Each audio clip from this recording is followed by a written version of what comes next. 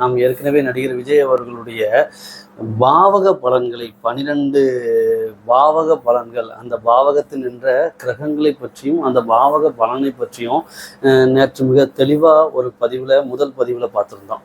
இப்போ அதற்கு அடுத்ததாக இந்த ஜாதகத்தில் நாம் பார்க்கக்கூடியது என்ன அப்படின்னா தசா பலன்கள். இப்போ ஒரு பொறியியல் கல்லூரி ஒரு மாணவன் படிக்கிறார்னு வைங்களேன், அந்த 4 ஆண்டுகளில் அவர் படிக்கக்கூடிய ஒரு சப்ஜெக்ட் அப்படிங்கிறது எதை பொறுத்து தீர்மானிக்கப்படும்? அவருக்கு நடைபெறுகின்ற செமஸ்டரை பொறுத்து தான் என்ன அப்படின்னா அவர் எந்த செமஸ்டரில் என்ன சப்ஜெக்ட் படிப்பார் அப்படிங்கிறது தீர்மானிக்கப்படும். அப்படிங்கிறது படி தான் அதே சேம் கான்செப்ட் தான் ஜோதிடத்தில் எத்தனை கொடுப்பினைகளும் ஒரு யோக ஜாதகமாக இருந்தாலும் சரி, ஒரு அவயோக ஜாதகமாக இருந்தாலும் சரி, அங்கே இருக்கக்கூடிய யோக பலன்களும் அந்த கிரகங்கள் கொடுப்பதற்கு கடமைப்பட்டதாக அமைந்திருக்கின்ற யோக மற்றும் அவயோக பலன்கள், அந்த பாவகத்தின் பலன்கள் எப்போது நடைபெறும் அப்படின்னா, ஏற்கனவே ஒரு செமஸ்டர் ஒரு கல்லூரியில் படிக்கின்ற ஒரு மாணவனுக்கு அந்த செமஸ்டர் தான் அவர் படிக்கக்கூடிய பாடத்தை உறுதிப்படுத்தும் என்பது போல நம்மளுடைய ஜோதிடத்தில் இந்த பிரபஞ்ச பலன்கள் என்பது அந்தந்த பாவகத்தின் அதிபதிகள் தான் தீர்மானம் செய்யும். அப்போ அங்க இருக்கக்கூடிய பாவக பலன்கள், அந்த ஒரு ஜாதகத்தில் இருக்கக்கூடிய பாவக பலன்கள் எப்போ ஆக்டிவேட் ஆகணும் அப்படின்னா அதனுடைய தசா புத்திகள் வர வேண்டும். அதனுடைய தசா ஆனது நடைபெறும் போதுதான் அதனுடைய பாவக பலன்கிறது வெளிப்படும். இதை தான் நான் முன்பு மிக எளிமையான முறையில் முதல் பதிவுகளிலிருந்தே நம்ம பார்த்துட்டு வரோம். ஒரு ஜாதகத்தில் தசா நடத்தக்கூடிய அந்த தசாநாதன் எப்படி செயல்படுவார் அப்படின்னா, அந்த தசாநாதன் முதலில் அந்த மானுடனுடைய மனதை இயக்கி அந்த மனதின் இயக்கத்தின் மூலமாக புத்தியை சென்றடைந்து, மற்ற கிரகங்களுடைய புத்திகளை நாம் சொல்கிறோம், கிரகங்களுடைய புத்திகளை சென்றடைந்து இறுதியில் அந்த தசாநாதன் பெற்ற பாவக பலனை நோக்கி அந்த ஜாதகனை அழைத்து வருகிறார். அப்படிங்கிறது தான் ப்ராக்டிக்கலான உண்மை. அப்படிங்கிறது தான் அந்த தசாநாதன் அந்த மனதினையும் புத்தினையும் இயக்கி இணைத்து செயல்படுத்தி தான் பெற்ற பாவக பலனை நோக்கி அந்த மனிதனை அழைத்து செல்லும். இறுதியில் அந்த தசா முடிவு நிலையில் என்ன அப்படின்னு பார்த்தோம் அப்படின்னா, ஒரு கூட்டல் கழித்தல் கணக்குகளை பார்த்தோம் அப்படின்னா அதனுடைய மீதம் வரக்கூடிய லாபம் என்பது என்னவாக இருக்கும் அப்படின்னா அந்த பாவகத்தின் பலனானது லாபமாக கிடைக்கும். சரிங்களா? இதை நாம் இன்னைக்கு இவருடைய விஜய் அவர்களுடைய ஜாதகத்தை வைத்து அவர் என்ன தசாவில் பிறந்திருக்கிறார், அவருக்கு என்ன தசாவானது முடிந்திருக்கின்றது, அதற்கு பிறகு அந்த தசாவினை பொறுத்து தசா நடந்த கிரகங்கள் எந்த பாவக ஆதிபத்தியங்களுக்கு உரியது, அந்த ஆதிபத்தியங்கள் எப்படி செயல்பட்டது, ஒரு கிரகம் செயல்படும் போது, ஒரு கிரகம் தசா நடத்துகின்ற போது அந்த தசா நடத்துகின்ற கிரகங்களின் பாவக பலன்களை நாம் எப்படி கணிக்க வேண்டும். ஒரு குறிப்பாக மிக சிம்பிளாக சொல்லிடணும் அப்படின்னா, ஒரு கிரகம் தசா நடத்துதுன்னா அந்த தசா நடத்தக்கூடிய கிரகம் எப்படி பலனை கொடுக்கும் அப்படிங்கிறதுக்குன்னு ஜோதிடத்தில் விதிகள் இருக்கிறது. இந்த விதிகளுக்குள்ளதான் நம்ம இப்போ நம்மளுடைய குருநாதராகவே இருந்தாலும் சரி, ஜோதிடத்தின் இன்றைய புகழ்பெற்ற உச்ச நட்சத்திரமாகவே இருந்தாலும் சரி, யாருக்கும் அவருடைய சுய ஜாதகம் என்பது விதிவிலக்கல்ல. எந்த ஜோதிடராக இருந்தாலும் சரி, ஜோதிடத்தை எழுதிய மூலவராக இருந்தாலும் சரி, அவருக்கும் இந்த பிரபஞ்சத்தின் பலன்கள் கிடைத்தே தீரும். ஜோதிடராக இருந்தாலும் சரி, அவருடைய சுய ஜாதகத்தை தாண்டி ஒரு அங்குலம் கூட செயல்பட முடியாது. அப்படிங்கிறத ஒரு நிறைய ஜோதிடர்கள் இப்போ ப்ரூவ் பண்ணிட்டு இருக்கிறாங்க. அந்த வகையில் நம்மளுடைய லக்னம் என்றால் என்ன, ராசி என்றால் என்ன அப்படிங்கிறத மட்டுமே ஒரு தமிழக அடிப்படையான மக்கள் ராசி பலன்களை மட்டுமே நம்பிக்கொண்டிருந்த காலத்தில் பரவி இருக்கின்ற தமிழ் குடிமக்களுக்கு மிக எளிமையான முறையில் கற்றுக் கொடுத்தவர் அப்படிங்கிறவர் ஆதித்ய குருஜி. அதில் எந்த ஒரு மாற்று கருத்தும் கிடையாது. அவர் சொல்வதை போன்று ஒரு தசாநாதனை தாண்டி அவர் சொல்வதை போன்று ஒரு ஜாதகத்தினுடைய வலுவினை தாண்டி அந்த ஜாதகன் செயல்பட மாட்டார். 5 வருடத்திற்கு முன்பிருந்தே கேபி ஜோதிடம் வந்து சுத்த ஃப்ளாப், ஃபெயிலியர் அப்படின்னு சொல்லிட்டு இருந்தார். யாருமே என்ன பண்ணலை அப்படின்னா அவர்கிட்ட போய் ஏன் கேட்கவே இல்லை. எந்த ஒரு வர்க்க குருக்களாக இருந்தாலும் சரி, மூலகுரு இல்லை வர்க்க குருக்கள் வந்து யாருமே அவங்ககிட்ட போய் கேபி ஜோதிடத்தில் வந்து அறிஞர்கள் யாருமே இல்லைங்க நீங்கள் ஏன் அப்படி சொல்கிறீங்க அப்படின்னு சொல்லிட்டு எவருமே இந்த அளவுக்கு பிரளயம் ஏற்படுகிற அளவுக்கு கேள்விகளே கேட்கல. பதிவுகள் என்ன, அவரிடம் கூட தொலைபேசியில் கேட்டாங்களாங்கிறது கூட நமக்கு தெரியல. ஒருவேளை இருந்திருக்கலாம், இந்த அளவுக்கு பிரபலங்கள் ஆகலை. இது எப்படி எடுத்துக்கலாம் அப்படின்னா, ஒருவருக்கு நல்ல நேரம் நடக்கிற போது பக்கத்து வீட்டுக்காரர் பேரை சொல்லி அவர் தகாத வார்த்தைகளில் ஏசிக்கிட்டே இருப்பார். ஆனால் அவர் வந்து காதும் கேட்டும் கேட்காத மாதிரி போய்கிட்டே இருப்பார். ஆனால் இந்த ஆளுக்கு இந்த நபருக்கு ஒரு கெட்ட நேரங்கள் தசாவினுடைய அவயோக தசா அப்படிங்கிறது என்ட்ரி ஆகும்போது அந்த யோகதசாவின் முடிவில் இருந்தே இவர் தன்னுடைய சொந்த வீட்டில் இருக்கிற மனைவியோ பிள்ளைகளையோ ஏசிட்டு இருப்பார். ஆனா அப்போது என்ன பண்ணுவார் அப்படின்னா, அந்த பக்கத்து வீட்டுக்காரில் வந்து என்னையா சொன்ன என்னைய பத்தி அப்படின்னு சொல்லி சட்டையை பிடிச்சிட்டு வந்து நிற்பார். இதே போன்றுதான் இப்போ நிகழ்வுகள் வந்து நடந்துகிட்டு இருக்கு. ஆதித்ய குருஜி ஐயாவிற்கும் இந்த நிகழ்வுகள் தான். ஏன்னா அடுத்து வரக்கூடிய குருவினுடைய தசாவை போல் இந்த புதனோட லக்னத்தினுடைய மாரகஸ்தானத்திற்கு அதிபதியினுடைய தசை, உபய லக்னத்துக்கு மாரகஸ்தானத்தின் அதிபதி என்ன செய்வார் அப்படிங்கிறது எல்லாருக்கும் தெரிஞ்சதுதான். அப்போ அந்த தசாவில் அவர் என்ட்ரி ஆகிறார். அப்படிதான் நம்மளுடைய குருநாதர் தான். இருப்பினும் நெற்றிக்கண்ணை திறப்பினும் குற்றம் குற்றமே தான் அப்படின்னு நமக்கு பரம்பொருள் என்னை பொறுத்த வரைக்கும் எனக்கான ஜோதிடத்தினுடைய பரம்பொருள் அவர் தான். ஏன்னா நமக்கான குருவானவர் ஒரு இறைக்கு நிகரான மதிக்கப்படக்கூடியவர். குரு என்கின்ற ஸ்தானத்தை நான் சொல்கிறேன், தனிப்பட்ட ஒரு நபர் அப்படிங்கிறத தாண்டி அந்த ஒரு நிலையில் இருக்கக்கூடியவர். தவறுகள் செய்தாலுமே ஜோதிடம்ங்கிறது யாருக்கும் எந்த இடத்துலையும் வளைந்து கொடுக்காது, நடுநிலையாக இருக்கும். அங்கே இங்கே வந்து இவ்வளோ என்ட்ரியானதுக்கு காரணமும் இப்போ நிறைய வீடியோஸ் வந்து போய்கிட்டு இருக்கிற காரணமும் என்ன அப்படின்னா, ஆதித்ய குருஜி ஐயா அவர்களுடைய சுய ஜாதகத்தின்படி அவருக்கு அங்க 3ல் இருக்கக்கூடிய 6ஆம் அதிபதியினுடைய புத்தி அப்படிங்கிறதுனால அந்த தன்மைங்கிறது வெளிப்பாடு அதிகமாக இருக்கிறது. இதுதான் மேட்ரு. அப்போ நாம இதுல என்ன சொல்ல போறோம் அப்படின்னா, ஒரு கிரகம் தசை நடத்துகின்ற போது இப்போ நம்மளுடைய குருநாதரிடமிருந்து கற்ற கலை தான். இப்போ அவருக்கு எதிராக நாம் கற்ற கலைகள் அல்ல, அதற்காக நாம் குருவாகவும் ஆகிவிட முடியாது. இருப்பினும் ஒருவருடைய சுய ஜாதகத்தின்படி அவர் இந்த பிரபஞ்சத்தினுடைய உண்மைகளை அறிவதற்கு தகுதியுடையவராகிறார். நம்மளுடைய சனி ஏன் ஆயுள் காரகன் ஆனார் அப்படிங்கிறத நம்மளுடைய பாயிண்ட் ஆஃப் வியூல இருந்து நம்ம பிரபஞ்சத்தினுடைய உண்மையை ஆழ புரிந்ததை ஏன் அதனோடு இணைந்து நிறைய டாபிக் கொடுத்துருக்கோம். ஏன் அவர் வந்து துலாத்துல உச்சமாகிறாரு, ஏன் வந்து மேசத்துல நீச்சமாகிறாரு, அதே சனி ஏன் கும்பம் மகரம் வந்து மகர கும்பம் 2 வீடுகள் தொடர்ச்சியாக கொடுக்கப்பட்டது. இது எல்லாத்தையும் சேர்த்து ஒரு தொகுப்பாக கொடுத்து அவருடைய வாட்ஸ்அப் கூட நம்ம அனுப்பியிருக்கிறோம். என்ன அப்படின்னா, நம்மளுடைய குருவிற்கு இங்க முதல்ல ஒரு நிகழ்ச்சி இல்லைன்னா முதல்ல ஒரு குருவிடமிருந்து ஒரு கலையை கற்றுட்டு இருக்கிறாரு அப்படின்னா, ஒரு மிகச்சிறந்த ஒரு கண்டுபிடிப்பு ஒரு சீடன்கிறவர் உருவாக்குனார். இல்லைன்னா அவரு தெரிந்தது, அவர் அறிவதற்கு இந்த பிரபஞ்சம் அனுமதி கொடுத்தது அப்படின்னா அதை முதல்ல குருட்ட தான் போய் ஒப்படைக்கணும். அதன்படி நாம் அனுப்பியிருக்கிறோம். இப்போவும் நம்மளுடைய குருவுடைய சுய வாழ்க்கையை பற்றி நம்ம பேசலை. அது ஜோதிடத்துறையில் வந்து இங்க சாரம் எப்படி வேலை செய்தது அப்படிங்கிறத இவர் விஜய் அவர்களுடைய விஜய் இப்போ இந்த சாரம் வந்து எந்த அளவுக்கு வேலை செய்கிறது. இப்போ ஜோதிடத்துல தசாநாதனுடைய சாரத்தை பார்க்க வேண்டிய அவசியம் இல்லை, கிரகங்கள் நின்ற சாரத்தை பார்க்க வேண்டிய அவசியம் இல்லை, சாரங்களில் ஜோதிட பலன்கள் இல்லை அப்படின்னு ஐயா அவர்களுடைய கூற்று. அது வந்து இப்போ விஜய் அவர்களுடைய ஜாதகத்தை பார்க்கின்ற போது என்ன இது ஒரு பிரபலமான ஜாதகம் அப்படிங்கிறதுனாலையும், ஏற்கனவே அதனுடைய முதல் பகுதியினுடைய 2ஆம் பகுதி அப்படிங்கிறதுனாலையும் இங்கேயும் எந்த அளவிற்கு அது செயல்படுகிறது அப்படிங்கிறத நாம ஒரு தெளிவான ஒரு விளக்கமாக பார்க்க போறோம். இப்போ புரிஞ்சுச்சா ஏன் ஐயாவை பத்தி இவ்வளவு பேசுறோம் அப்படிங்கிறதுக்காக?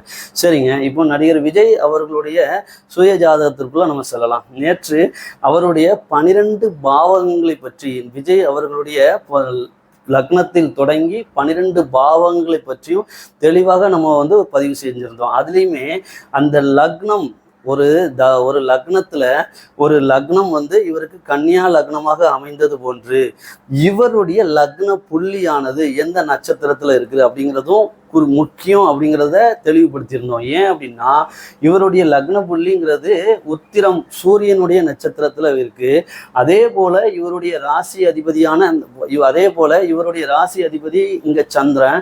அப்போ இந்த சந்திரனும் என்ன செய்யறார் அப்படின்னு பார்த்தோம் அப்படின்னா பூசம் நட்சத்திரத்துல சனியோட நட்சத்திரத்துல இருக்கிறார். அப்போ உயிர்வினைங்கிற லக்னமும் சூரியனை குறிக்கி இங்க மனதையும் குறிக்கக்கூடியது சனியினை குறிக்கிறது. அப்போ இங்க அதிகாரம் அரசாங்கம்ங்கிற சூரியனும் அடிப்படை மக்கள் பாமர மக்கள் அடிப்படை மக்களுக்கான சேவை தொண்டு அனைத்தையும் குறிப்பது இந்த சனி. அப்போ சனி அப்படிங்கிறது வர்றப்ப இந்த சூரியன் சனிதான் ஒரு சிறந்த அரசியல்வாதிக்கு இருக்க வேண்டிய ஜாதகத்தினுடைய அமைப்பு, வலுவினுடைய அமைப்பு. உயிரோடும் உயிர்வினையோடும் மனதோடும் அவருக்கு இணைவு பெற்றிருக்க வேண்டும் அப்படிங்கிறது இவருடைய ஜாதகத்துல இந்த லக்னத்தையும் ராசியும் வைத்து அது விழுந்த லக்னம் அமைந்த நட்சத்திரமும் ராசி அமைந்த நட்சத்திரத்தையும் வைத்து நம்ம சொல்லிவிட முடியும் அப்படிங்கிறதுக்காக நம்ம இதை நேற்று சொல்லியிருந்தோம். சரிங்களா? இப்போ அதனோட கண்டினியூட்டிவா இப்போ அதற்கு அடுத்தது இவருக்கு நடந்த தசாக்களை நாம் பார்க்க போறோம். இப்பவுமே நட்சத்திரம் இங்க வேலை செய்து பார்த்தீங்களா ஐயா? அதுதான் அப்படின்னா விஜய் அவர்களுடைய ஜாதகத்தின்படி இவருடைய லக்னம் கன்னியா லக்னம். அப்போ இங்க புதன்கிறது அறிவை குறிக்கக்கூடியது. அப்போ இங்க பொதுவா என்ன சொல்லுவாங்க, அவர் லக்னாதிபதி போய் 10ஆம் இடத்துல ஆட்சி பெற்ற நிலையில இருக்கிறதுனால அவரும் அந்த 10ஆம் பாவகம் அவருடைய வீடு மிதுனமும் அவருடைய வீடுங்கிறதுனால இப்போ நம்ம என்ன சொல்லுவாங்க அப்படின்னா இவர் ஒரு சிறந்த அறிவாளி அப்படிம்பாங்க. ஆனா அதனோடு இணைந்து இந்த லக்னம் அமைந்த நட்சத்திரம் அப்படிங்கிறது என்னவா இருக்கு அப்படின்னா சூரியனாக இருக்கு. அப்போ இதுல இவருடைய எண்ணம் இவருடைய புத்தியில் என்ன கலந்திருக்கும் அப்படின்னு பார்த்தோம் அப்படின்னா தலைமை அப்படிங்கிற ஒரு அரசாங்கம் ஒரு அதிகாரம் அப்படிங்கிற அடிப்படை இயல்பினுடைய எண்ணங்கள் ஆனது அவருடைய புத்தியில் அங்கே இணைந்திருக்கும், அவருடைய அறிவோடு அங்கே இணைந்திருக்கும் அப்படிங்கிறது தான் ஐயா உண்மை. அதனோடு இணைந்து இவருடைய மனதை குறிக்கக்கூடியது, இப்போ புத்தியை குறிக்கக்கூடியது பார்த்துட்டோம். ஒரு தனி மனிதனுடைய மனதை குறிக்கக்கூடியது மனோகாரகனான சந்திரன்.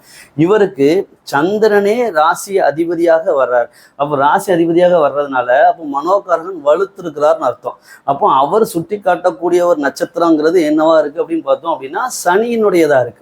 அப்போ இந்த அடிப்படை பாமர மக்களுக்கான அடிப்படை சேவை தொண்டினை குறிக்கக்கூடிய அந்த சனியினுடைய நட்சத்திரத்துல இருக்கிறதுனால இவருக்கான இந்த மனம் என்பது எப்பவும் என்னவாக இருக்கும் அப்படின்னா புத்திங்கிறதுல நம்ம ஏற்கனவே அதிகாரத்தை புத்திங்கிறதுல ஒரு அதிகாரம் ஒரு அரசாங்கம் ஆளுமை அப்படிங்கிறது போலவும் அது யாருக்கானது அப்படின்னா இந்த பாமர மக்களுக்கானது. அப்படிங்கும் போது அரசியல் மட்டும்தானே, இந்த அரசியலை தவிர்த்து வேற ஏதாவது இருக்கா அப்படின்னா கிடையாது. அப்போ மிக எளிமையான முறையில இந்த நட்சத்திரங்களே ராசியினுடைய நட்சத்திரமும் லக்னம் விழுந்த நட்சத்திரமுமே தெளிவுபடுத்துகிறது. இந்த ஒட்டுமொத்த ஜாதகத்தையும் விலக்கி முதல்லயே ஏன் இவர் இந்த கட்சியை தொடங்கினார், ஏன் இவர் அரசியலுக்குள் வந்தார் அப்படிங்கிற இவருடைய லக்னம் விழுந்த நட்சத்திரம் மற்றும் இவருடைய ராசி அமைந்த நட்சத்திரத்தையும் பொறுத்து நம்ம சொல்லிவிட முடியும் சொல்றோம் ஐயா. சரிங்களா? இதற்கு அடுத்ததாக இப்போ நம்ம இவருடைய தசாவை பற்றி பார்க்க போகிறோம். இப்போ இதுல இவர் சனியினுடைய தசாவில் பிறந்திருக்கின்றார். இவர் பிறக்கும் போதே சனி தசை. சரிங்க, இப்போ இந்த சனி தசாவினை நாம் எப்படி பலன் எடுக்க வேண்டும்? இந்த சனி தசைக்கு நாம் எப்படி பலன் எடுக்கலாம்? ஒன்று, இந்த குருவினுடைய 5ஆம் பார்வையில் இருக்கிறார். அப்போ குருவினுடைய 5ஆம் பார்வையில் இருக்கிறார். அப்போ சுபத்துவமாக இருக்கிறார். முதலில் இங்கே அஸ்தமனமாயிருக்கிறார். அப்போ அஸ்தமனம் தன்மையை பெற்று பிறகு என்ன இருக்கிறார் அப்படின்னா சுபத்துவம் என்கின்ற குருவினுடைய 5ஆம் பார்வையை பெற்றதால் சுபத்துவ நிலையில் இருக்கிறார் அப்படின்னு எடுக்கலாமா அப்படின்னா இது எடுக்க முடியும். இந்த பலனும் இதற்குள்ள இங்க அடங்கும். ஆனால் இந்த தசாவினை முழுமை பெறுவதற்கு இந்த தசா பலன்களை நாம் முழுவதுமாக விளக்கி சொல்வதற்கு இந்த பலன்களை நாம் முழுவதுமாக தெரிந்து கொள்வதற்கு இந்த விதி மன்னிக்கும் ஐயா, இந்த விதி பொருந்தாது, அடங்காது. இந்த விதி பொருந்தாதல்ல, இந்த விதிக்குள் அடங்காது. காரணம் என்ன அப்படின்னா இதனோடு இணைந்து இந்த விதியை தவிர்த்து விட்டு பார்க்க வேண்டுமானா இல்லை. நீங்களே என்ன அப்படின்னா அது பாரம்பரிய ஜோதிடத்தினுடைய விதிகளை தொகுத்து தான் நீங்க சுபத்துவம் பாவத்துவங்கிற விதியை உருவாக்கியிருக்கீங்க அப்படிங்கிறது நீங்கள் எங்களுக்கு எடுத்துரைத்தது தான். இதில் நல்லா பாருங்க, இந்த குருவினுடைய பார்வையை அவர் பெற்றிருக்கிறாரு. அப்போ அந்த இதையும் நாம் எடுத்துக்கொள்ள வேண்டும். ஒரு பாயிண்ட்ங்கிறத நம்ம எடுத்துக்கணும். ஏன்னா இது ஐயாவினுடைய சுபத்துவ விதியிலிருந்து எடுத்த பாயிண்ட் அல்ல. ஒரு கிரகம் தசா நடத்துகின்ற போது அதை எப்படி மெஷர்மெண்ட் பண்ணணும் அப்படிங்கிறதுக்கான விதிகளுக்குள் வருகின்ற ஒரு விதி. சரி, இப்போ இதுல பாருங்க, இங்க கிரகம் பெற்ற பாவகங்கள் முதல்ல பார்க்கக்கூடியது. ஒரு கிரகம் தசா நடத்துது அப்படின்னா அந்த கிரகம் இந்த லக்னத்திற்கு எந்த பாவகத்திற்கு அதிபதி, அப்போ எந்த பாவகத்தினுடைய ஆதிபத்தியங்களை கொடுப்பதற்கு கடமைப்பட்டது, எந்த பாவகத்தை அது ஆக்டிவேட் பண்ண போகுது, எந்த பாவகத்தினுடைய பலன்களை நமக்கு கொடுக்க போகிறது, இந்த மானுடர்களை அழைத்து செல்ல போகிறது அப்படிங்கிறத பார்க்கக்கூடிய முதல்ல பார்க்கணும். இந்த லக்னத்தை பொறுத்து நம்ம பார்க்கணும். இப்போ இங்க சனி 5ஆம் அதிபதி மற்றும் 6ஆம் அதிபதி. இப்போ இந்த 5ஆம் அதிபதி அப்படிங்கிறது ஓகே, ஆனா இங்கே 6 என்பது தவறு. இப்போ இந்த இடத்துல என்ன ஆகுது அப்படின்னா ஒரு டேஞ்சரஸ் லைட் அப்படிங்கிறது இண்டிகேட் ஆகுது. ஒரு ட்ரெயின் வருது அப்படின்னா அங்கே அதுக்கு முன்னாடி அங்கே ஒரு சிக்னல் வரும் இல்லையா? அப்போ அதே போல் இங்கே என்ன வரப்போகிறது அப்படின்னா இங்கே ஒரு பிரச்சனை இல்லைன்னா மிகப்பெரிய ஒரு ஃபயர் அலர்ட்டுக்கெலாம் ஒரு அலாரம் கொடுத்துருப்பாங்கல்ல, அதே போல் இங்கே என்ன நடக்க போகிறதுனா ஒரு தவறு நிகழப்போகிறது அப்படிங்கிறத இந்த சனியானவர் இண்டிகேட் பண்ணுறார். இதில் இன்னொரு இரண்டாவது என்ன பார்க்கணும் அப்படின்னா கிரகம் நின்ற பாவகம். சரிங்க, அந்த பலனை கொடுத்துருவாரா அப்படின்னா சுபத்துவம், இங்க சுபத்துவமும் ஆயிருக்கிறார். சனி என்ன பண்றாரு அப்படின்னா குருவினுடைய 5ஆம் பார்வையை பெற்றிருக்கிறார், சுபத்துவம் தான். அதற்கு அடுத்ததா என்ன செய்யறாரு அப்படின்னா சூரியனோடு இணைந்திருக்கிறார், அப்போ பாவத்துவம். அப்போ இந்த ரெண்டும் பாவத்துவமும் ஆகி சுபத்துவமும் ஆயிருக்கிறார். இங்க இந்த ரெண்டை வச்சு மட்டுமே நம்ம முடிவு பண்ண முடியாது. இங்க என்ன நிகழ்கிறதுன்னு பார்க்கணும். இந்த கிரகம் பெற்ற பாவக பலன்கிறது என்னவா இருக்கு அப்படின்னா இந்த லக்னத்திற்கு இந்த சனி 5க்கும் 6க்கும் உடைய அதிபதி ஆகிறார். அப்போ 5ஆம் பாவகத்தையும் 6ஆம் பாவகத்தையும் ஆக்டிவேட் பண்ணதுக்குண்டான தகுதியில் உடையவர் அப்படிங்கிறது வருது. இதற்கு அடுத்ததாக இந்த கிரகம் நின்ற பாவகம், இந்த கிரகமானது 5க்கும் 6க்கும் அதிபதியான இந்த கிரகம் இந்த லக்னத்திற்கு எந்த பாவகத்தில் அமைந்திருக்கிறது அப்படின்னு பார்க்கணும். இப்போ இந்த லக்னத்திற்கு எந்த பாவகத்தில் அமைந்திருக்கிறார்னா இங்கே 10ஆம் பாவகத்தில் அமர்ந்திருக்கின்றார். பொதுவாகவே 10ஆம் பாவகம் என்பது ஒருவருடைய கர்மாவை குறிக்கக்கூடியது. அதனால தான் நாம் என்ன சொல்றோம் அப்படின்னா அதனால தான் நம்ம காலபுருஷ தத்துவத்தின்படி 10ஆம் அதிபதியாக சனி வருவதால் நாம் அவரை என்ன சொல்றோம் அப்படின்னா கர்மக்காரகனாக அந்த சனிக்கே கொடுக்கப்பட்டது. அப்போ இதுலேயும் இங்க 10ஆம் அதிபதியாக இந்த 10ஆம் அதிபதியாக வரக்கூடிய இந்த லக்னாதிபதியான புதனோடு இணைந்து இந்த சனி 10ஆம் பாவகத்தில் அமர்ந்திருக்கின்றார். அப்போ இங்க 10ஆம் பாவகத்தில் அமர்றப்ப இங்கே 5 பாவகமான 5ஆம் பாவகத்திற்கு 6ஆம் பாவகத்திலும் அதே போன்று தன்னுடைய 6ஆம் பாவகத்திற்கு அவர் 5ஆம் பாவகத்திலும் வருவார். இப்போ பாவகத்தை அந்த கிரகம் தசை நடத்தும் போது அது தன்னுடைய பாவகத்திற்கு எத்தனாம் பாவகத்தில் அமர்ந்திருக்கு அப்படிங்கிறதையும் பார்க்கணும். அதே நேரத்துல இந்த லக்னத்திற்கு அது எத்தனாம் பாவகத்திலையும் அமர்ந்திருக்கு அப்படிங்கிறதையும் பார்க்கணும். இப்போ தன்னுடைய 5ஆம் பாவகத்திற்கு அவர் 6ல போய் மறைஞ்சிட்டார். ஆனா இந்த 6ஆம் பாவகத்திற்கு அவர் 5ங்கிற பாக்கியத்துல போய் அமர்ந்திருக்கிறார். அப்போ இங்க என்ன செய்ய போறார் அப்படின்னா இந்த 5ஐ செய்வதை விட இந்த 6ஐ செய்வதற்கு 6ஆம் பாவகத்தோடு அவர் அங்கே 5இல் இணைவதால் அந்த 6ஆம் பாவகத்தை அவர் செயல்படுத்துவதற்கு தகுதியுடையவராக இங்கே இருக்கிறார் அப்படிங்கிறது அவர் சுய ஜாதகத்தின்படி நம்ம பார்க்கணும். அதற்கு அடுத்ததாக இதற்கு 3வது கிரக இணைவு. இந்த தசாநாதனான இந்த சனியோடு சனி தசா நடத்திய இந்த சனியோடு எந்த கிரகங்கள் இணைவு பெற்றிருக்கிறது? சூரியன். இந்த சூரியன் இந்த லக்னத்திற்கு எந்த பாவகத்திற்கு அதிபதி? 12ஆம் பாவகத்திற்கு அதிபதி. அப்போ இங்க 12ம் இணைகிறது. விரயம் அப்படிங்கிறதும் என்ன ஆகுது அப்படின்னா இங்க கனெக்ட் ஆகுது. இதனோடு இங்கே யார் அமர்ந்திருக்கிறார் என்றால் 10ஆம் பாவகத்தின் அதிபதியும் இங்கே லக்னாதிபதியுமான புதனும் இணைவு பெற்றிருக்கிறார். அப்போ இந்த மனிதனுடைய இந்த ஜாதகனுடைய உயிரை குறிக்கக்கூடிய லக்னாதிபதியும் அங்கே 10ஆம் அதிபதியாகி அங்கே ஆட்சி பெற்ற நிலையில் இணைவு பெற்றிருக்கிறார். அப்போ இந்த சனிக்கு 12ஆம் அதிபதியும் 10ஆம் அதிபதியும் 1ஆம் அதிபதியும் இணைவு பெற்றிருக்கிறாங்க. இந்த சனி 6க்கும் 5க்கும் உடையவராகிறார். அப்படிங்கிறது இந்த கிரக இணைவுகளையும் நாம் இங்கே கம்பேர் பண்ணி பார்க்கணும். அதற்கு அடுத்ததாக இந்த கிரகம் தசாநாதன் தசா நடத்தக்கூடிய இந்த சனியான கிரகமானது, இந்த சனி என்கின்ற 6ஆம் அதிபதி தசா நடத்துகின்ற இந்த சனியானது தான் பெற்ற பார்வை பலன் என்ன, தான் எந்த கிரகத்தினுடைய பார்வைகளை பெற்றிருக்கு அப்படின்னு பார்க்கணும். இதுல குருவினுடைய நேர் 5ஆம் பார்வையை பெற்றிருக்கிறது. அப்போ குருவினுடைய நேர் 5ஆம் பார்வையை அந்த சனியானவர் இங்கே பெற்றிருக்கிறார். அதனால நமக்கு இங்க என்ன வந்துடும், நம்ம இதுல பார்க்கும்போது சுபத்துவமும் வந்துடும், இங்க வந்து சூரியனோடு இணைந்ததுனால பாவத்துவமும் வந்துடும்.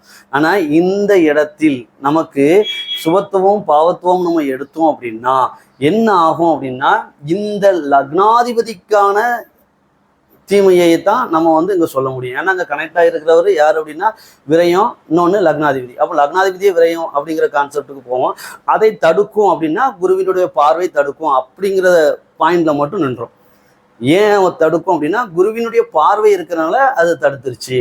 லக்னாதிபதிக்கு ஆட்சி பெற்ற நிலையிலும் இருக்கிறதுனால நல்ல ஒரு 10ஆம் பாவத்தை அவர் தான் ஆட்சி பெற்று அவரோட இணைவில் இருக்கிறதுனால இங்க அந்த சனியினுடைய தசாங்கிறது அங்க என்ன பண்ணலை அப்படின்னா இவருக்கான பங்கத்தை ஏற்படுத்தலை அப்படின்னு நம்ம அவங்க சொல்லிடலாம். ஆனா இன்னொரு தன்மைங்கிறது என்ன இருக்கு, அஸ்தமனம் அப்படிங்கிறதுல பாவத்துவமா இருக்கு. அப்போ சின்ன பாவத்துவம் என்னதான் இருந்தாலும் அஸ்தமனம் ஆனது முதலில் அவயோக பலன்களை கொடுத்து பிறகு நிவர்த்தி செய்யும் அப்படின்னு நம்ம கொண்டு வர முடியும். இப்படித்தான் கொண்டு வர முடியும் சுபத்துவம் பாவத்துவத்தின்படி. ஆனா இங்க அதனுடைய படி என்ன நடக்கல அப்படின்னா முழு பலன்களும் இங்க நடக்கல அப்படிங்கிறது நம் அனைவருக்கும் தெரிஞ்சதுதான். சரிங்க, இதற்கு அடுத்ததாக நம்ம இங்க தசாநாதன் பார்க்கும் பாவகம், இது ரொம்ப முக்கியம். எப்படி வந்து இந்த சனி தசா நடத்தும் போது இந்த சனியை வந்து எந்த கிரகம் பார்த்தது அப்படிங்கிறது முக்கியமோ, எந்த பாவகத்திலிருந்து பார்த்தது அப்படிங்கிறதும் முக்கியம். சரிங்களா, இங்க 6ஆம் பாவகத்திலிருந்து தான் என்ன செய்தாரு, மாரகாதிபதி 6ஆம் பாவகத்திலிருந்து பார்க்கிறார். சரிங்களா, அது ஒரு கான்செப்ட். இதுக்கு அடுத்தது வருகிறேன். இப்போ இங்க பார்க்கும்போது இந்த சனியானவர் என்ன செய்யறார் அப்படின்னா இந்த லக்னத்திற்கு தன்னுடைய 3ஆம் பார்வையால் 12ஆம் பாவகத்தை பார்க்கிறார். 3ஆம் பார்வையால் விரயம்ங்கிற 12ஆம் பாவகத்தை பார்க்கிறார். ஏற்கனவே 12ஆம் அதிபதி அங்கே இணைவு பெற்றிருக்கிறார். அதற்கு அடுத்ததாக தன்னுடைய 7ஆம் பார்வையாக இந்த லக்னத்திற்கு 4ஆம் பாவகத்தை பார்க்கிறார். அதற்கு பிறகு 10ஆம் பார்வையாக இந்த லக்னத்தினுடைய மாரகஸ்தானமான இந்த லக்னத்திற்கு மாரகஸ்தானமான 7ஆம் பாவகத்தையும் பார்க்கிறார். அப்போ இங்க எந்த பாவகம்லாம் ஆக்டிவேட் ஆக போகுது, 12ஆம் பாவகங்கிற ஒரு விரயங்கிறது ஆக்டிவேட் ஆக போகுது. அதற்கு அடுத்ததாக இங்க ஒரு ஹெல்த் இஷ்யூ அப்படிங்கிற, ஏன்னா இங்க 6ஆம் அதிபதி இல்லையா, அவரு ஏற்கனவே 5ஓடு கனெக்ட்ல இருக்காரா, இல்ல 6ஓடு கனெக்ட்ல இருக்காரு. அப்போ இங்க 4ஆம் பாவகத்தை அவர் பார்க்கிறார். அப்போ 6ஆம் அதிபதி 4ஆம் பாவகத்தை பார்க்கின்ற போது இப்போ ஒரு நிச்சயமாக ஒரு ஹெல்த் இஷ்யூ அந்த அப்படிங்கிறதையும் நம்ம இங்க பார்க்கிறோம். அதற்கு அடுத்தது 7ஆம் பாவகம் இங்கே மாரகஸ்தானம் என்பதால் 10ஆம் பார்வையால் இந்த சனி 7ஆம் பாவகத்தை மாரகஸ்தானத்தை பார்ப்பதால் ஒரு மாரகம் என்பதும் நிகழப் போகிறது. 12ங்கிறதும் விரயம்தான், உயிர் விரயம்தான். அதே போன்று 7ங்கிறதும் ஒரு மாரகம்தான். இதுவும் 2 மாரகத்தன்மையும் உயிரிழப்புங்கிற 2 தன்மையும் இங்கே இணைகிறது. சரி, அது எதன் மூலம் நடக்கிறதுனா இங்க நடுவில் யார் இருக்கா, இந்த 4ஆம் பாவகம் அவர் ஒரு உடல் நிலை குறைவால் அந்த நிகழ்வு நிகழப் போகிறது அப்படிங்கிறத மிக தெளிவா இந்த சனி இங்க இண்டிகேட் பண்றார். அதற்கு அடுத்ததாக அந்த பாவக அதிபதிகள் நிலை, இப்போ எந்த பாவகத்தெல்லாம் அவர் பார்க்கிறாரோ அந்த பாவகத்தின் அதிபதிகளுடைய நிலை என்ன அப்படிங்கிறத அங்க பார்க்கணும். இப்போ இதுல 12ஆம் அதிபதி சனியோடையே இணைஞ்சிருக்கிறார். சரி, அப்போ இதை பார்த்துட்டோம். அதற்கு அடுத்தது 12ஆம் அதிபதி சூரியன். அப்போ சூரியன் சனியோடையே இணைந்திருக்கிறார். அதற்கு அடுத்தது இந்த லக்னத்திற்கு 4ஆம் பாவகம் ஏன்னா 4ஆம் பாவகத்தை 7ஆம் பார்வையா பார்க்கிறாரு. அதே போல இந்த லக்னத்திற்கு 7ஆம் பாவையும் 10ஆம் பார்வையாக பார்க்கிறாரு. அப்போ இந்த ரெண்டுக்கும் உடையவர், தனுசு மீனத்திற்கு உடையவர் இங்க யார் அப்படின்னா இந்த குரு. அப்போ இந்த குருவே என்ன செய்யறார் அப்படின்னா, அவர் இருந்த பாவகம் இங்கே என்ன ஆகிறார், இங்கேயும் 6ஓடு கனெக்ட் ஆகிறார். இங்க 5ஆம் பாவகத்தில் அமரவில்லை. மாரகத்தை குறிக்கக்கூடிய 7 மாரகத்தை குறிக்கக்கூடிய மாரகாதிபதி 6 என்கின்ற 6ஆம் அதிபதியினுடைய வீட்டில் அமர்ந்து 6ஆம் அதிபதியினுடைய தசா நடக்கிறது அப்படிங்கிற பாயிண்ட் எல்லாம் எப்படி என்ன செய்யணும்னாங்க, ஒரு தசாபலனை ஒரு சுபத்துவம் பாவத்துவங்கிற இந்த 2 வரிக்குள்ள கொண்டு வந்து மாலையா பொறுத்து போற்ற முடியாது. அதற்கு என்ன தேவை அப்படின்னா அதுவும் தேவை. ஏன்னா மூல நூல்கள் உள்ளது. நம்ம சொல்றோம்ல, கிரக பார்வை அப்படிங்கிறது அஸ்தமன நிவர்த்தியை கொடுக்கும். கண்டிப்பா குரு பார்வை கோடி நன்மைன்னு சொன்னது தானே நமக்கு. ஏன் சொல்றாங்க சரிங்களா? இங்கே பாருங்க, 6ஆம் அதிபதி தான் அங்க மாரகாதிபதியினுடைய பார்வையில் வலுத்திருக்கிறார். அப்போ இங்க சனியினுடைய தசாவில தான் நம்ம அது பெருசா எடுத்துக்கணும். மற்ற தசாக்கள்ல இந்த மாரகம் இந்த 6ஆம் அதிபதி கனெக்டிவ் நமக்கு பார்க்க வேண்டிய அவசியம் இல்லை. இந்த சனியுடைய தசாவிலும் குருவோட தசாவிலும் தான் நாம அதை பார்க்க வேண்டிய அவசியமாகிறது. சரிங்களா? இதற்கு அடுத்ததாக இங்கே தசாநாதன் கொடுத்த அந்த பாவக அதிபதியினுடைய நிலையை நம்ம பார்த்துட்டோம். 6வது பாயிண்ட் தசாநாதன் சாரம். இப்போ இந்த தசாநாதன் சாரம் எப்போ எது இல்லைன்னு சொல்றாங்களோ அதைத்தான் நாம இங்க திரும்ப பார்க்க போகிறோம். எப்படின்னா 6வது மலராக. இப்போ ஒரு மாலையை தொடுக்கணும்னா 6 விதிகள் இருக்கு. இதில் நிறைய விதிகள் இருக்கு. சரிங்களா? அதை கோர்த்து நம்ம பார்த்து ஆகணும்.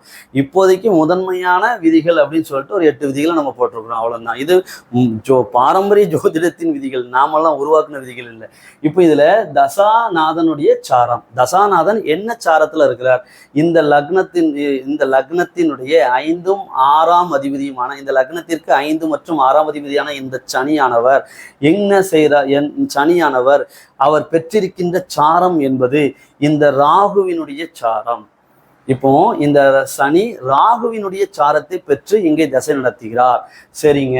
அதற்கு அடுத்தது சாரநாதனுடைய நிலை. அந்த கிரகத்திற்கு இந்த தசாநாதன் நடத்துகிறது சனி. இந்த சனிக்கு சாரம் கொடுத்தவர் யாரு அப்படின்னா ராகு. அப்போ இந்த ராகு சாரநாதன் இங்க யாரு? ராகு. இந்த ராகு என்ன நிலையில் இருக்கிறார் அப்படின்னு பார்க்கணும். இந்த ராகு இங்கே 3ஆம் பாவகத்தில் அமர்ந்திருக்கின்றார்.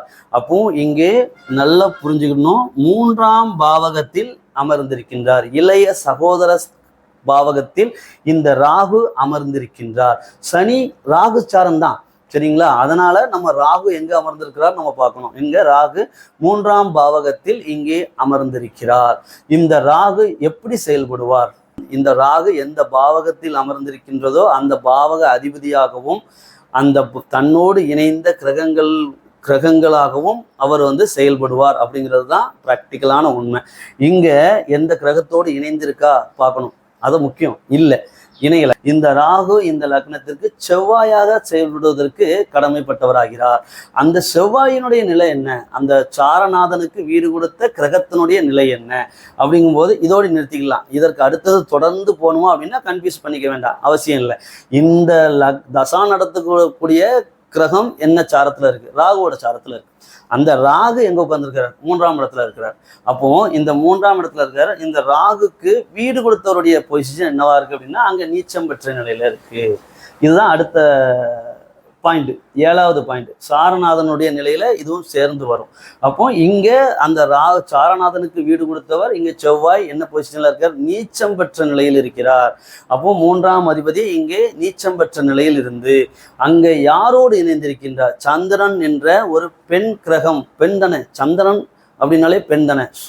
சுக்கிரன் சந்திரன் இந்த கிரகங்கள் எல்லாம் பெண் கிரகங்கள் அப்படிங்கிறத குறிக்கக்கூடியது. அப்போ இளைய சகோதரன் அப்படிங்கிறது போய் இளைய சகோதரி அப்படிங்கிற இங்க ஒரு காரகத்தன்மை இந்த இடத்துல எப்போ வெளிப்படுது அப்படின்னா இந்த நட்சத்திர சாரத்தை பார்க்கின்ற போதுதான், இந்த சனி பெற்ற நட்சத்திர சாரத்தை பார்க்கும் போதுதான் நமக்கு இந்த தசா நடத்துகின்ற பலன் அப்படிங்கிற ஒரு தசா அப்படிங்கிறது ஒரு மாலை அப்படின்னு அர்த்தம்னா அந்த மாலை எப்படி வந்திருக்கு அப்படிங்கிறத நிறைவு பெறணும் அப்படின்னா இவ்வளோத்தையும் இங்கே பார்க்கணுங்க. இப்போதான் நமக்கு தசாநாதனுடைய சாரத்தை பார்க்கும்போது தான் நமக்கு என்ன கிடைக்கும் அப்படின்னா இப்போ 3ஆம் இடத்துல இருக்கின்ற ராகுவினுடைய சாரத்தை பெற்றிருக்கிறார் அப்படிங்கிற புத்திங்கிறது வேலை செய்யுது. அப்படிங்கிற ஒரு பிரபஞ்ச உண்மைங்கிறது இங்க சாரத்தை பார்க்கின்ற போதுதான் நமக்கு கிடைக்கி. சரிங்களா? அப்போ இங்க சாரம்ங்கிறது எந்த அளவுக்கு முக்கியம் அப்படிங்கிறத இங்க தெரிஞ்சுக்கோங்க. சரிங்க. இப்போ இதுல இந்த கடைசியாக பார்க்கக்கூடியது நவாம்ச நிலை. இந்த நவாம்ச நிலையை தாண்டின நிலைகளும் இருக்கு. பொதுவா நம்ம பார்க்கக்கூடியது நவாம்ச நிலையோடு நாம் நிறுத்திக்கிறோம். இதுல நம்மளுடைய பாரம்பரியத்தில் பொதுவான ஒரு அமைப்பு அப்படிங்கிறதுல நம்ம இங்க நிறுத்திக்கிறோம். இப்போ இந்த நவாம்ச நிலையில் பார்க்கின்ற போது ராகு சனியோடு இணைவு பெற்றுள்ளது. ஏற்கனவே சனி ராகுவோட நட்சத்திரத்துல இருக்காரு. அப்போ இங்கேயும் என்ன ஆகுது அப்படின்னு பார்த்தோம் அப்படின்னா இந்த சனி ராகுவோடு கனெக்டிவ்ல இருக்கிறாரு. சரி, அப்போ இது எல்லாத்தையும் தொகுத்து பாருங்க. திரும்பவும் உங்களுக்கு சொல்ல வேண்டியதா இருக்கும். இடையில சொன்னதை திரும்ப கனெக்டிவ் பண்ணி நீங்க பார்க்கின்ற போது தெளிவான ஒரு பலன் கிடைக்கும். இது 6ஆம் அதிபதி இருக்கிறாரு. 6ஆம் அதிபதி தசை நடத்துறாரு. அவர் 10ங்கிற கர்மாவில் இருந்து தசை நடத்துகிறாரு. அப்போ என்ன அப்படின்னா அவரோட இந்த சூரியன்கிற 12ஆம் அதிபதி இணைஞ்சிருக்கிறாரு. இங்க இந்த மாரகத்தை குறிக்கக்கூடிய மாரக ஸ்தானத்திற்கு அதிபதியான இந்த குரு 6ஆம் அதிபதியினுடைய வீட்டில் இருந்து 6ஆம் பாவகத்தில் இருந்து, அதுதான் ரொம்ப முக்கியம், 6ஆம் பாவகத்தில் இருந்து மாரக ஸ்தானத்தின் அதிபதி 6ஆம் பாவகத்தில் இருந்து தசை நடத்தும் 6ஆம் அதிபதியை பார்க்கிறார். இங்க சுவத்துவங்கிறது நம்ம இங்க எடுத்துக்க கூடாது. அப்படிங்க சுபத்துவம் நடக்கணும் அப்படின்னா இதுல என்ன அப்படின்னா இந்த சனி தசை இந்த குருவினுடைய புத்தியில் தான், இந்த சனி தசை இந்த குருவினுடைய புத்தியில் தான் என்ன நிகழ்ந்தது அப்படின்னா இவருடைய இளைய சகோதர உறவானது அங்கே பாதிக்கப்பட்டது. சரிங்களா? எப்போ இதுல அவருடைய இதெல்லாம் நம்ம ஒரு உண்மையை தெரிந்துக்கணும் அப்படிங்கிறதுக்காக தான் நம்ம இதை சொல்றோம். இதுல 1987 1984 இருந்து சனியில ராகு புத்தி அவருக்கு போகுது. இது வரைக்கும் பாத்தீங்கன்னா 1987 வரைக்கும், 4வது மாதம் 1987 வரைக்கும். இதற்கு அடுத்ததாக அப்போ இதுல என்ன குறிக்கி 3ஆம் அதிபதி, இங்க 3ஆம் அதிபதி கனெக்ட் ஆகிறாரு பாத்தீங்களா? ஏன்னா சாரம் கொடுத்தவர் இங்க சனிக்கு சாரம் கொடுத்தவர் 3 தானே. அப்போ இங்க 3ஆம் அதிபதியினுடைய புத்தி இங்க கனெக்ட் ஆகுது. சரி, இங்க இவர் யார்? ஏற்கனவே இங்கே 6ஆம் அதிபதி. இவர் பெற்ற சாரமும் என்ன?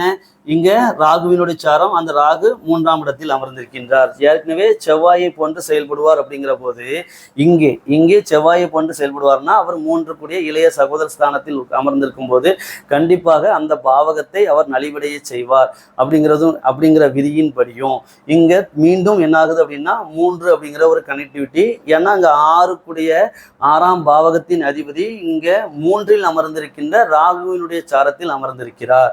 அதனுடைய புத்தியும் இங்கே இணையும் போது 1984 இருந்து 1987 வரைக்கும் இந்த சனியினுடைய ராகு புத்திங்கிறது அங்க வேலை செய்யுது. இந்த சனியினுடைய ராகு புத்திங்கிறது என்னவாக இருந்திருக்கும் அப்படின்னா இதுல இந்த 6ங்கிற நோய்ங்கிறது இந்த 3, ஏன்னா இவர் சனியே என்ன பண்றாரு அப்படின்னா இளைய சகோதரத்தை குறிக்கக்கூடிய ராகுவினுடைய சாரத்திலே தான் இருக்கிறாரு. அதனால் இங்க என்ன நடக்கு அப்படின்னு பார்த்தோம் அப்படின்னா இவருடைய இளைய சகோதரமானது பாதிக்கப்படுகிறது. எப்படி பாதிக்கப்படுறாங்க அப்படின்னா 6ங்கிறது நோயை குறிக்கக்கூடியதால அவருடைய இளைய சகோதரம் 3 என்பது இளைய சகோதரத்தை குறிப்பதனால இந்த சனியே ராகுவினுடைய சாரத்தில் அங்கே அமர்ந்திருப்பதால அங்க ஒரு பாவகம் 3ஆம் பாவகமானது நலிவடைகிறது. இங்க செவ்வாய் சந்திரனோடு கூடி சந்திரனையும் பங்கப்படுத்தியதால் இந்த 11ஆம் பாவகமே இவருக்கு இங்கே ராசியாகவும் அமைவதால் இவருடைய மனமாகவும் அமைவதால் இன்றைக்கும் இவர் தனிப்பட்ட முறையில ஒரு திரைப்படம் நடிக்கிறார். சரிங்களா? இப்போ விஜய் அவர்கள் ஒரு திரைப்படம் நடிக்கிறாருன்னா அந்த தங்கச்சி சென்டிமெண்ட் இருந்துச்சு அப்படின்னா அதுல ரியலாகவே என்ன படுத்துவார் அப்படின்னா ரியலாகவே அவர் தன்னை ஒரு அண்ணனாக நினைத்து அந்த நேரத்தில் அவர் நடிப்பார். யாருக்கும் தெரியாத நேரங்களில் கூட கண்ணீரையும் துடைக்கக்கூடிய ஒரு மனநிலையில் தான் அவர் இப்பவும் இருப்பார், என்றுமே இருப்பார். காரணம் என்னன்னா அங்கே ராசியாவும் அது அமைய பெற்றதுனால இந்த மனநிலை என்பது அவருக்கு எப்போதுமே சங்கடங்களை இந்த சனி திசையில் கொடுத்ததுனால. ஏற்கனவே இங்கேயும் சந்திரன் சனியினுடைய நட்சத்திரத்துல தான் இருக்கு, இந்த செவ்வாயும் சனியினுடைய நட்சத்திரத்துல தான் இருக்கு.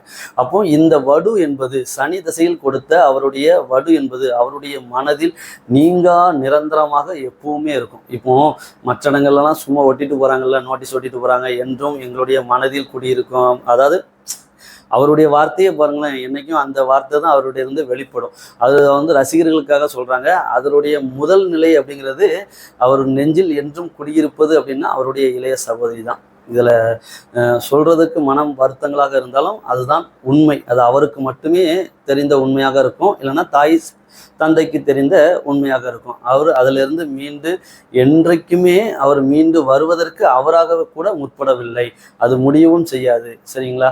அப்போ இது ஒரு துயரமான ஒரு நிகழ்வு அப்படின்னு சொல்லலாம். இந்த நிகழ்வு, இந்த ஜாதக பிரபஞ்சம் அவருக்கு கொடுத்த ஒரு பலன்.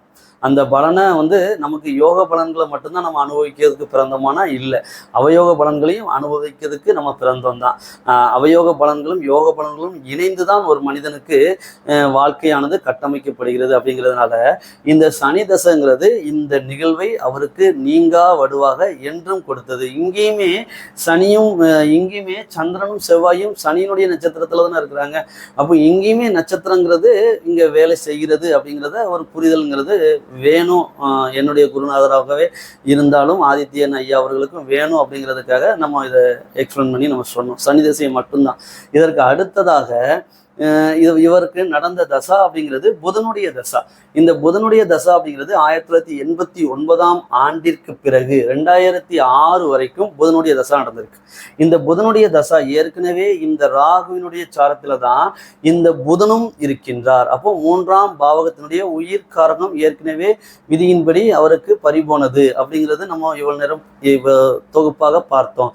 அதே போன்று இந்த 3 மற்ற காரகங்கள் அப்படிங்கிறது என்ன? உயிரற்ற மற்ற காரகங்கள் அப்படிங்கிறது அவருடைய வீரியம், அவருடைய வீரியத்தை பொறுத்து வெளிப்படக்கூடிய வெற்றி, அந்த வெற்றியை பொறுத்து கிடைக்கக்கூடிய பெயர், புகழ், கீர்த்தி, இந்த அனைத்தையும் குறிக்கக்கூடியது இந்த 3ஆம் பாவகம். அப்போ இந்த 3ஆம் பாவகம் என்ன செய்தது அப்படின்னா அவருக்கு இங்கே அனைத்து பலன்களையும், எப்படி சனி அவயோக பலன்களை கொடுத்தாரோ அதே போல இந்த லக்னாதிபதியாகவும் 10ஆம் அதிபதியாகவும் வரக்கூடியவர் என்கிறதுனால இந்த 10ஆம் இடத்தின் அதிபதி அப்படிங்கிறதுனாலையும் இந்த 10ஆம் அதிபதியே தொழில் ஸ்தானத்துக்கு அதிபதி அப்படிங்கிறதுனாலையும் அங்கே 6ம் அங்கே இணைவு பெற்றதால மீண்டும் இங்கே அதை தான் பார்க்கணும், எல்லாத்தையும் பொருத்தி பார்க்கணும். அதை நீங்கள் பார்த்து அதை எப்படி பார்க்கணுங்கிறத வரிசையாக சொன்னோம் அப்படின்னா தசா பலன்லாம் முடிக்க முடியாது. அதனால மிக எளிமையான முறையில் நம்ம பார்க்கலாம். இப்போ இந்த புதனும் இங்கே 6ஆம் அதிபதியோடையும் இங்கே இணைவு பெற்றிருக்கிறதுனாலையும் இங்கே 7ங்கிற இங்கே கனெக்டிவ் ஆகிறதுனாலையும் அப்போ இங்கே மக்கள் தொடர்பான பணியினையும் இவர் செய்தார். தொழிலில் ஒரு பணியினை செய்தார்னு கூட நம்ம சொல்லிட முடியும். ஏன் நாங்கள் குழப்புறீங்க?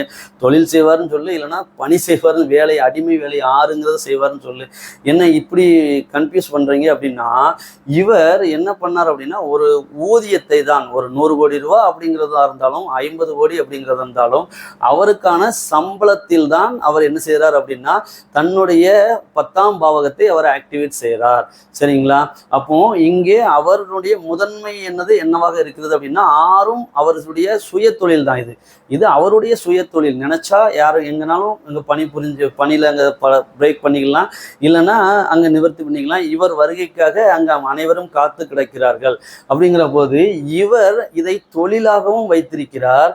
அந்த தொழில், சுய தொழிலுக்கு, செய்து கொடுத்த தொழிலுக்கு என்னவும் பெறுகிறார் அப்படின்னா ஊதியமும் பெறுகிறார். அப்போ இந்த சுக்கிரனுடைய காரகமான சினிமா துறை என்பது வெறும் இங்க என்ன இல்லை, அரசியல்வாதி அப்படின்னா சூரியன் சொல்லிட்டு கேட்டுட்டு இருக்காங்கல்ல, அதே போன்றுதான் அங்க சூரியனும் சனியும் சேரணையா அப்படின்னு நம்ம சொல்றோம்ல. ஏன்னா இபிஎஸ்ல இருந்து நம்ம நேற்று பார்த்தோம், இந்நாள் முதல்வருடைய ஐயா ஸ்டாலின் அவர்களுக்கு வரைக்கும் சனியும் உச்சம் 2 பேருக்குமே. அதே போன்றுதான் இவருக்கும் என்னன்னா இந்த சினிமா துறை அப்படிங்கிறதுக்கும் என்ன தேவை அப்படின்னா 6ஆம் அதிபதியும் நன்றாக இருக்க வேண்டும், வலுத்து கொடுக்க வேண்டியதாக நிலையில இருக்கணும். அதே போன்று 10ஆம் அதிபதி ஸ்தானத்தில் அங்கே இணையணும் அப்படிங்கிறது படி இங்கே அந்த இணைவையும் பெற்று ஒரு அருமையான ஒரு நிகழ்வை கொடுத்தது. நேரம் அங்க பாருங்க, இந்த புதன் என்ன செய்யறாரு அப்படின்னா 7ஆம் பார்வையாக, புதனுக்கு ஒரே ஒரு பார்வை தான், சிறப்பு பார்வை இல்லை அப்படிங்கிறதுனால இந்த புதன் என்ன செய்யறாரு 7ஆம் பார்வையான இந்த லக்னத்திற்கு 4ஆம் பாவகத்தை பார்க்கிறார். அப்போ இந்த லக்னத்திற்கு 4ஆம் பாவகத்தை இவர் எப்படி கொடுக்கணும்? இப்போ சனி தசை நடத்தும் போது இங்க என்ன பண்ணார் அப்படின்னா அங்க 4 ஹெல்த்து, சகோதரியோட ஹெல்த்து, அதை எல்லாத்தையும் நம்ம பாதிப்படைந்ததுங்கிற பார்த்தோம். திரும்ப சோக நிகழ்வுக்குள்ளே இருக்க வேண்டாம், அது எனக்கே சொல்றதுக்கு சங்கடமா இருக்கு. அது நடந்து முடிந்த நிகழ்வாக இருந்தாலும் என்னைக்கும் அது வந்து ஒரு சோகங்களை அழுத்தி அழுத்தி சொல்றது தவறு அப்படிங்கிறதுனால அதுக்குள்ளேயே நம்ம நிற்க வேண்டாம். இப்போ இதுல இங்க நல்ல நிகழ்வுகள் அப்படி இப்போ எப்படி எடுத்துக்கலாம், இவருமே நீங்க இப்போ வந்து 4ஆம் பாவகத்தை பார்க்குறாரு அப்படின்னா ஒரு தசா நடத்தக்கூடியவர் யோகாதிபதிகள், ஒரு லக்னத்தினுடைய யோகாதிபதிகள் என்பவர் தசை நடத்துகிறார் அப்படின்னா, அப்போ ஒரு தசை நடத்தும் போது என்ன பண்ணுவாருங்க, முதல்ல இதை ஒரு மனிதனாகவே நீங்க புரிஞ்சுக்கோங்க. உங்களுக்கு மிகுந்த உற்ற நண்பர், இல்லைன்னா உங்களுடைய மனைவி அப்படின்னு கூட எடுத்துக்கோங்க. ஏன்னா இப்போ அவங்க உங்களுக்காண்டி ஒரு டார்ச் லைட்டை எடுத்துட்டு என்ன பண்ணுறாங்க அப்படின்னா, ஒரு 12 இருட்டு அறைகள் இருக்குது. அந்த 12 அறைகளுக்குள்ள அவங்க கையில் 2 சாவி கொடுக்கப்பட்டிருக்கு. இங்கே என்ன அப்படின்னா, லக்னாதிபதி நீங்கள் அமர்ந்திருக்கின்ற இடத்தினுடைய கீயும், ஏன்னா லக்னாதிபதி இல்லையா, அப்போ அதுவும் இதனோடு இணைந்து என்ன அப்படின்னா, நீங்கள் தொழில் செய்கிறதுக்கான அந்த உடைமைகளையும் பெற்று தருவதற்கான அந்த கீயும், அந்த ரூமினுடைய கீயும் அவங்களுக்கு கொடுக்கப்பட்டிருக்கு. கிரகம் எந்த பாவகத்தை பார்க்கின்றதோ அந்த பாவகத்தினுடைய கீயும் இவர் கையில இருக்கு, அந்த ரூமினுடைய சாவியும் இவர் கையில இருக்குன்னு வச்சுக்கோங்க. சரிங்களா? அப்போ இவர் என்ன பண்ண மாட்டாரு, அவர் அங்க இப்போ ஏற்கனவே தசன் நடத்தினவர் உங்களை அயோக்கியன், உங்களை கொல்ல வேண்டும் என்கின்ற பாதி அயோக்கியன் பாதி யோக்கியன். இவர் யோகியும் 5ஆம் அதிபதியும்ங்கிறதுனால ஒரு கருணை இருக்கும் அப்படிங்கிறதுக்காக நம்ம சொல்றோம். அப்போ இவர் 4ஆம் இடத்தை பார்க்கிறாரு. அப்போ 4ஆம் இடத்து ரூம் கீ இவர்கிட்ட கொடுத்த உடனே இவர் 6ஆம் அதிபதிங்கிறதுனால இவர் என்ன பண்ணுவார், ஓப்பன் பண்ணி அங்க இருக்கக்கூடிய அந்த நாளை கெடுக்க வேண்டும் என்றால் இவரே எங்க என்ன வருவார் அப்படின்னா, நோயை கொடுக்கக்கூடியவர். அப்படிங்கும்போது 4 சுகத்தை கெடுக்கக்கூடிய ஆள் அங்க உட்கார்ந்துருந்தாருன்னா அந்த ஆளை டார்ச் அடிச்சு பார்த்து அந்த ஆளை கரெக்டாயோ நீ வாயா என் கூட அப்படின்னு சொல்லி கூப்பிட்டு வருவார். ஆனா இப்போ இந்த புதன் 10க்குடையவன், இந்த 10க்குடையவன்னா தொழில் ஸ்தானத்தை அங்கே கொடுக்கக்கூடியது. அப்போ இவர் இங்கே 4ஆம் பாவகத்தை, லக்னத்தின் 4ஆம் பாவகத்தை இங்கே பார்க்கிறார் அப்படின்னா இதை நம்ம எப்படி எடுத்துக்கணும், இங்க சுகஸ்தானத்திற்கான அந்த அறையின் 12 அறையின் 4ஆம் அறையினுடைய கீயும் இவர் கையில கொடுத்தாச்சு அப்படின்னா, அவர் 6ஆம் அதிபதி வந்து ஒரு அயோக்கியனை வந்து எப்படி கூட்டிட்டு வந்தாரோ, நோயை கொடுக்குறவரை அங்கே தட்டி எப்படி கூட்டிட்டு வந்தாரோ, இவர் அதை செய்ய மாட்டார். இவர் என்ன பண்ணுவார் அப்படின்னா, ஏன்னா இவர் 10ஆம் அதிபதி லக்னாதிபதி அப்படிங்கும்போது இவர் உங்ககிட்டயே சாவி இருக்குன்னு வைங்களேன், நீங்க என்ன பண்ணுவீங்க அப்படின்னா, அந்த 4ஆம் பாவகத்தில் உங்களுக்கு என்ன இருக்கு, உங்களுக்கு தேவை என்ன இருக்கு அப்படிங்கிறது, அப்போ வீடு மனை சுகம் சொத்து அனைத்தும். அது மட்டும் இல்ல, இந்த 10ஆம் அதிபதி இப்போ இந்த ஆட்சி பெற்ற கிரகத்தினுடைய ஒரு உன்னதம்ங்கிறது இங்க வெளிப்படும். ஏன் அப்படின்னா, இவர் 10ஆம் அதிபதிங்கிறதுனால இவரே இங்க ஆட்சி பெற்ற நிலை என்பதால இவருடைய பாவகத்திற்கும் இது 7ஆம் பாவகம் அப்படிங்கிறதுனால, ஏன்னா 7ஆம் பார்வை மட்டும்தான் புதனுக்கு. அப்போ மனைவியையும் இங்கே அழைத்து வருவார். அப்போ மனைவி, அதனோடு மனைவியோடு கிடைக்கக்கூடிய அனைத்து சுகங்கள், அதனோடு இவருடைய வீடு மனை சொத்து சுகம் என்ற அனைத்து நன்மையான ஆட்களையும் அப்படி வாங்கப்பா வெளியே வாங்கன்னு சொல்லி கூட்டிட்டு அவரு இங்க தசா முடிகின்ற போது அனைத்தையும் செய்து முடிப்பார், உங்களோடு இணைப்பார். அப்படிங்கிறது தான் இந்த புதன் இங்கே வேலை செய்திருக்கிறார். இதற்கு அடுத்ததாக என்ன அப்படின்னா, 2006 வரைக்கும் இங்கே இந்த யோகாதிபதி லக்னாதிபதியும் 10ஆம் அதிபதியுமான இந்த புதன் என்ன பலன்களை கொடுத்திருக்கும் அப்படிங்கிறதையும் பார்த்தோம். அதற்கு அடுத்தது கேது. இந்த கேது தசைங்கிறது 2013 வரைக்கும் நடந்திருக்குங்க. 2006 இருந்து 2013 வரைக்கும் நடந்திருக்கு. சரிங்களா? இதுல இன்னொன்னு சொல்லியிருப்போம், இந்த புதன் தசையில புதன் புத்தி சுய புத்தி எது வரைக்கும் அப்படின்னா 1992 வரைக்கும் நடந்திருக்கு. சரிங்களா? அப்போ இந்த புதன் புத்தி 1989க்கு அடுத்து 1992 வரைக்கும் இவருக்கு புதன் தசாவில் புதன் புத்தி நடந்திருக்கு. அப்போ என்ன இல்லை அப்படின்னா, இவருக்கு அந்த நேரம் அந்த 1992 தான் இவர் முதல் படத்தை வந்து என்ன பண்றாரு அப்படின்னா ரிலீஸ் இவருடைய முதல் படம் தந்தையால் அறிமுகப்படுத்தப்படுகிறார். ஒருவருடைய சுய ஜாதகத்தில் நடக்கின்ற யோக தசாவாக இருந்தாலும் சரி, அவயோக தசாவாக இருந்தாலும் சரி, தன்னுடைய சுய புத்திகளில் வேலை செய்வதில்லை. காரணம் ஏன் வேலை செய்யறதில்லை? இதற்கு நிறைய ஜோதிடர்கள் நிறைய காரணங்களை சொல்றீங்க. ஏன்னா பிராக்டிக்கலான பிரபஞ்ச உண்மை அப்படிங்கிறது என்ன அப்படின்னா, தன்னுடைய பாவக பலன்களை அந்த மனதிற்கு ஜாதகனுடைய மனதில் எழச் செய்து, அந்த மனதில் எழச் செய்த தன்னுடைய பாவக எண்ணங்களை இவர் எங்க கொண்டு போய் சேர்க்கணும், புத்திட்ட கொண்டு போய் சேர்க்கணும். அப்போ இங்க புத்தியும் என்னவாக இருக்கணும் அப்படின்னா, இங்க புத்தி என்ன என்ன அப்படின்னா இன்னொருவர் கனெக்ட் ஆகணும். இப்போ தன்னுடைய சுய புத்தியில மனதில் அளவுக்கு இப்போ இன்ஜினியரிங் சப்ஜெக்ட் அங்கே கொண்டு வந்துடலாம். மனசளவில் அவர் தியரட்டிக்கலா படிச்சுக்கிட்டே இருக்கிறாரு.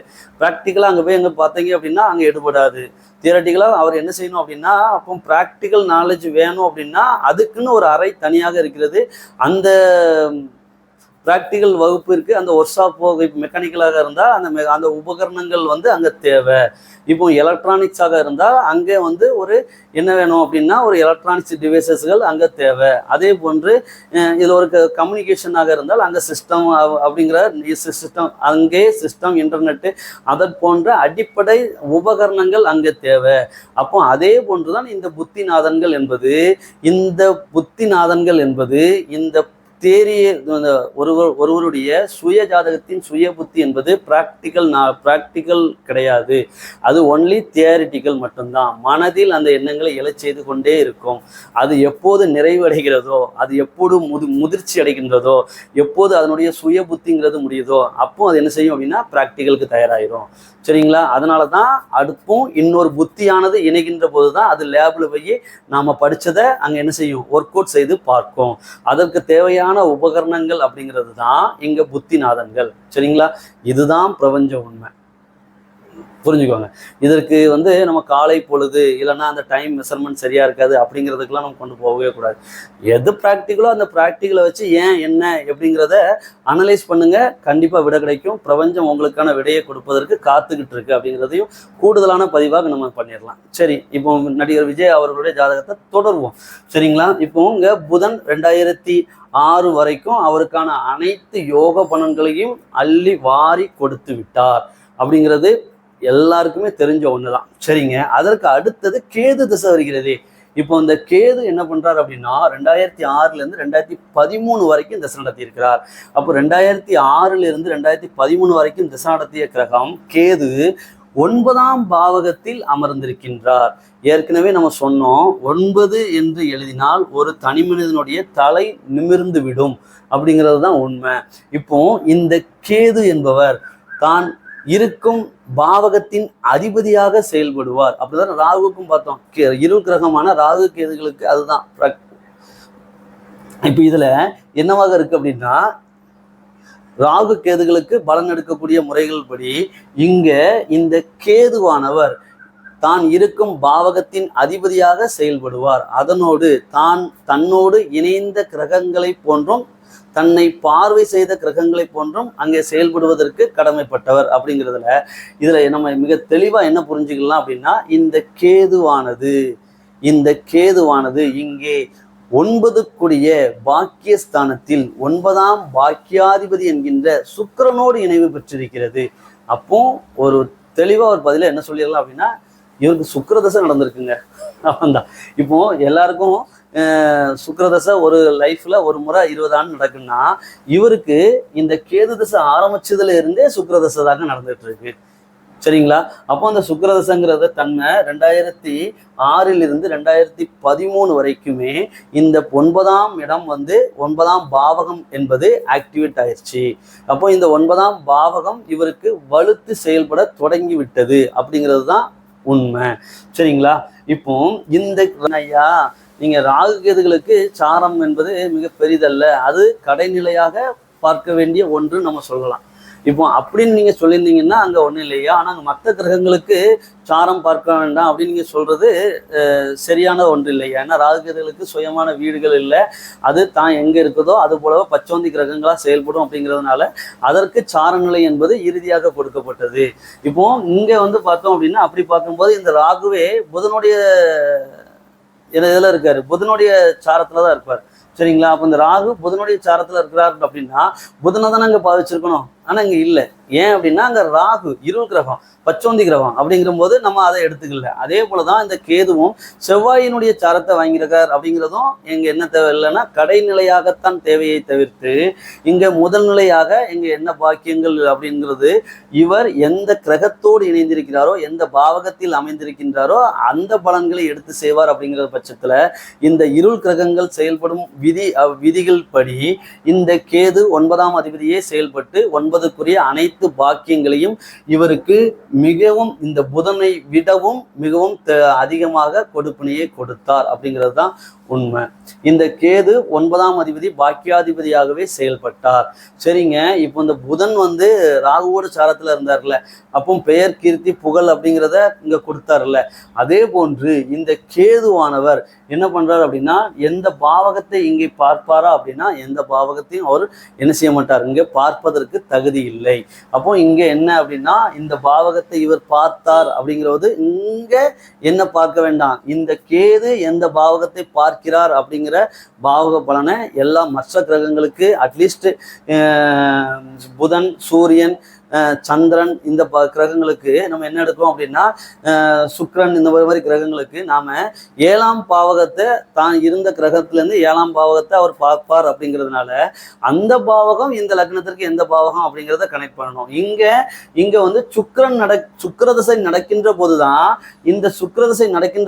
இந்த லக்னத்திற்கான 2ஆம் பாவகத்தை பார்ப்பார் அப்படிங்கிறது நம்ம இந்த லக்னத்திற்கான 3ஆம் பாவகத்தை பார்ப்பார் அப்படிங்கிறத எடுக்கணுமே தவிர்த்து இங்க என்ன எடுக்கக்கூடாது அப்படின்னா இந்த கேதுவனுடைய தசாவில் இந்த லக்னத்திற்கு இவர் வந்து 3ஆம் பாவகத்தை பார்ப்பார் அப்படிங்கிறது எடுக்கக்கூடாது. ஏன்னா ராகு கேதுகளுக்கு பார்வை கிடையாது அப்படிங்கிறது தான் நாம் உண்மை.